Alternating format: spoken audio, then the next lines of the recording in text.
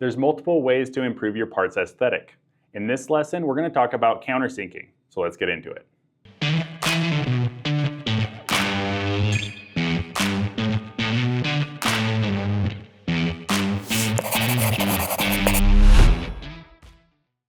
Now it's time to start talking about different hole operations that SendCutSend has to offer.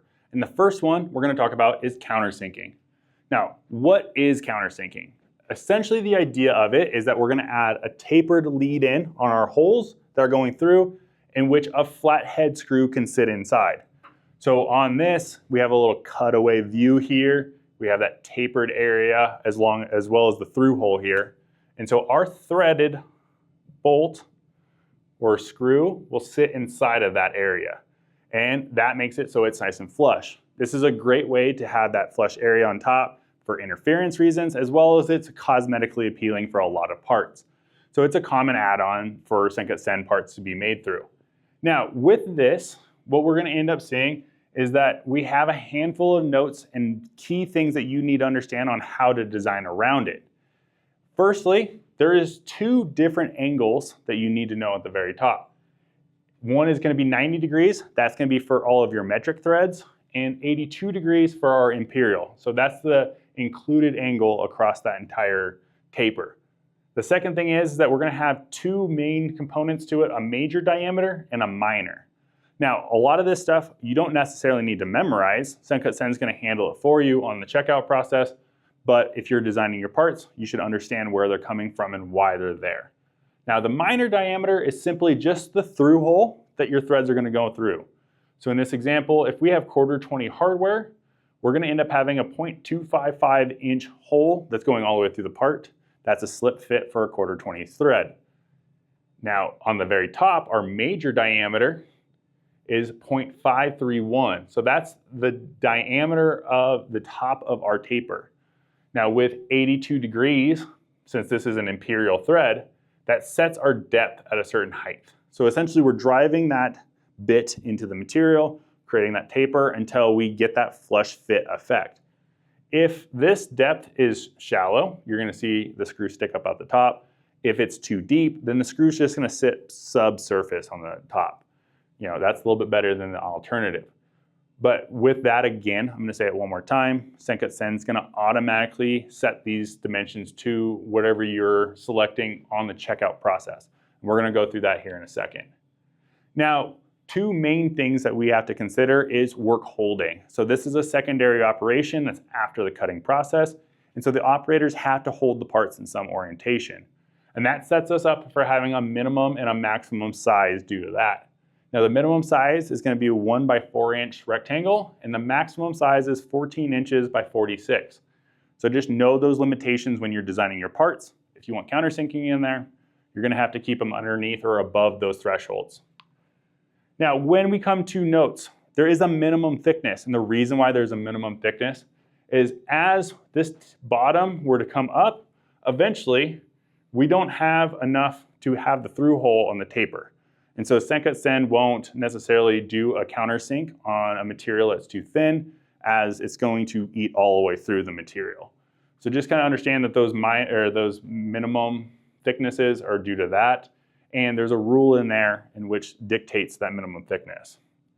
Now, not all materials are also available. Since this is a secondary operation which requires cutting, some materials don't yield well to that process and are excluded. So just check out the material guidelines and the guidelines for countersinking to see the most up-to-date materials that are available. Now, the last thing is, and this is going to go for all of the hole operations that we're going to talk about in the next couple lessons, is that they automatically resize it when you're putting them in checkout. Now, what do I mean by that? Well, what I could do is I don't necessarily need to model all the countersinking in.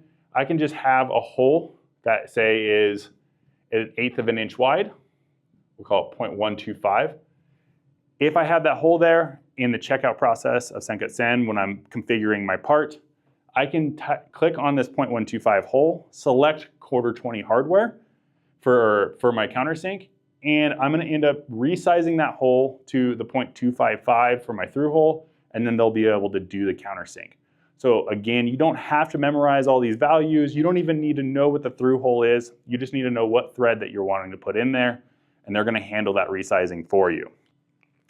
Now, lastly, there's going to be a handful of things that you're going to notice when you get countersink parts. Since this is a secondary operation, it's going on a secondary machine, you might see some oil and residue that's on those parts, as well as you could see a minimum burr. If you do select the deburring process, that's going to be removed in the third operation. And then lastly, there may be scoring a little bit in the countersinking area from that operation. Just be aware of that. Those are all covered up by the countersink or the flat head screws. So with that being said, let's jump into CAD and show you how to configure a countersinking threaded hole, and then we're going to show you how to check it out on SendCutSend. Now, the first thing is I have this flat piece of material. I went ahead and made it 1/4 of an inch thick, and we're going to create a sketch on the top surface here. Now, a little trick, we'll just have a little bonus material here, is if I hit L for my line, I can go ahead and select this top corner and this bottom corner here as a diagonal line. This is going to put a hole right in the center if I put it on the midline. So we're going to end up clicking and having our circle open up, clicking at midpoint up here in our ribbon for our constraints, clicking the center, and then clicking the line. This automatically centers my hole. So if my part outside diameters change, it's going to move with it. That's just a little bonus CAD stuff. With that, we're going to end up adding any dimension we want. Now, what's really important is that we have to keep this dimension underneath 4 inches if we want SendCutSend's resizing to work. But we're just going to type in 1 inch. We're going to have that 25.4 millimeters, and we're going to click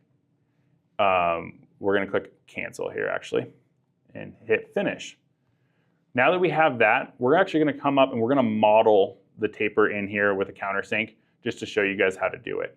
So underneath our solid, we're going to go to create, or we have it here in our quick area, hole, and we're going to click on the center of the hole that we want.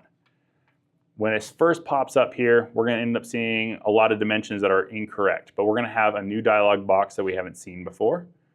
Underneath that, we're going to have distance, but we're going to see hole type. Well, the first thing we want to do is select countersinking hole type.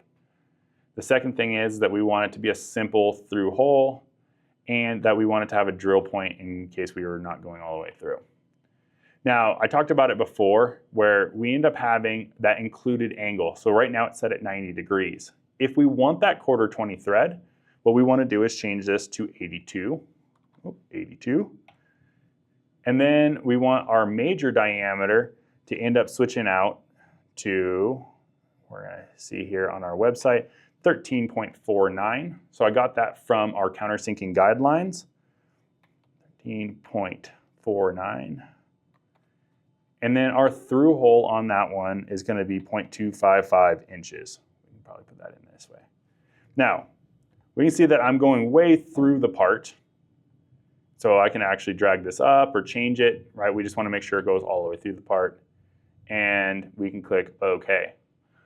So really cool. We can see that tapered area for that countersink to sit through as long as the through hole right there. Now that we have that, we can go ahead and create that DXF. Note that we have that modeled in there. So if we create the DXF on this top surface, let's go ahead and do that right now. We're going to end up seeing that we have this larger hole, which is our major diameter that's going to come through. That's not a big deal. Again, I'm going to say it one last time. We're going to go ahead and resize that hole in the guide in the checkout process at SendCutSend. Now that we have this DXF, let's go ahead and take it to SendCutSend's website. We're going to go ahead and select the material. Then we're going to select to add a hole operation. We're going to select countersink, and we're going to select the 1/4-20 process. Now this is resized, ready to go, and you can go ahead and order it.